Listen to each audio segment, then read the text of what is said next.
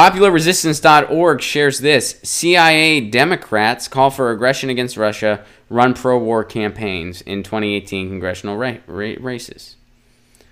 The Democratic Party is widely favored to win control of the House of Representatives in the U.S. midterm elections, with projections that it will gain 30 to 50 seats or even more, well above the net gain of 23 required for a majority. The last time the Democratic Party won control of the House from the Republicans was in 2006, when it captured 30 seats, on the basis of a limited appeal to the massive anti-war sentiment among working people after 3 years of disastrous and bloody warfare in Iraq, and 5 years after the U.S. invasion and occupation of Afghanistan.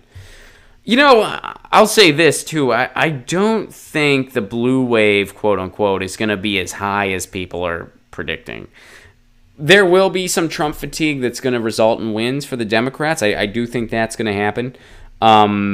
I don't know if it will be to the degree that people are saying it's going to be.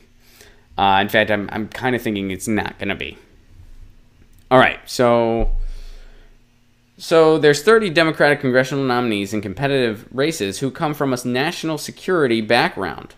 These challengers, previously identified by the World Socialist website as the CIA Democrats, constitute the largest single grouping among Democratic nominees in competitive seats, more than state and local officials, lawyers, or those wealthy enough to finance their own campaigns.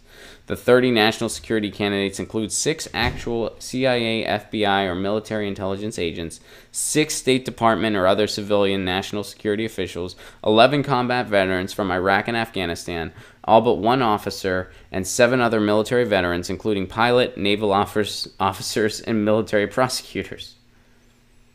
The range of views expressed by these 30 candidates is quite limited.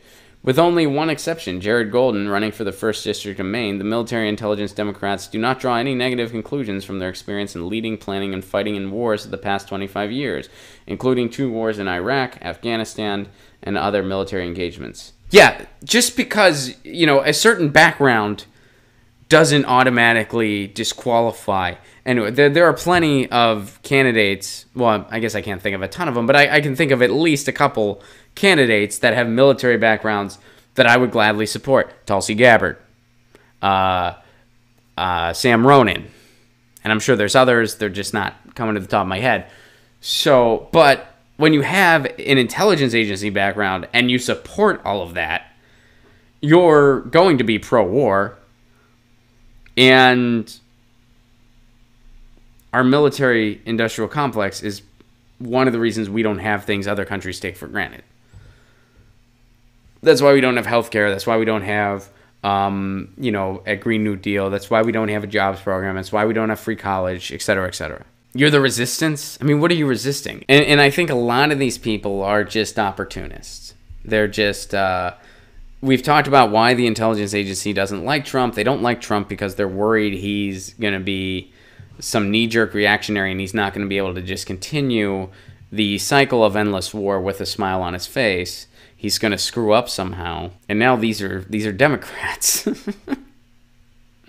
This is the resistance. When you have a democratic experiment that only gives you pro-war options, that's because it's broken. I mean, that's just, and this is not about purity, whatever that means. This is about the United States needs a real anti-war movement and a real anti-war voice. They have the movement. In fact, most people oppose war. We're in these wars that nobody's for. Nobody's for them. Everybody wants to see them end. Everybody wants the money invested back home in a jobs program.